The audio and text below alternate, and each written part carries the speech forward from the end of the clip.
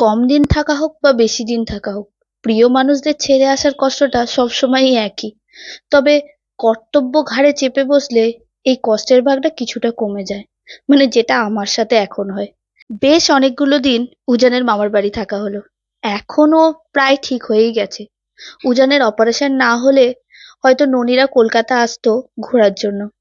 কিন্তু সেটা আর হয়নি বলে আমার ভাইঝির বেশ মন খারাপ।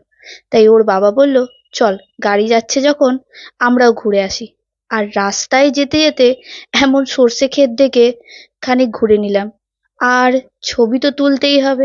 তারপর একবারটি দাঁড়িয়ে সকালের খাবারটা খেয়েই সোজা চলে এলাম কলকাতা। আর দাদারা ভিক্টোরিয়া দেখবে বলেই এসছিল, তাই ওরা নেমে গেল ভিক্টোরিয়ার সামনে। আর আমরা বাড়ি চলে এলাম। আর গাড়িটা ফেরার পথে ওদেরকে বাড়ি নিয়ে চলে যাবে, এটাই কথা ছিল।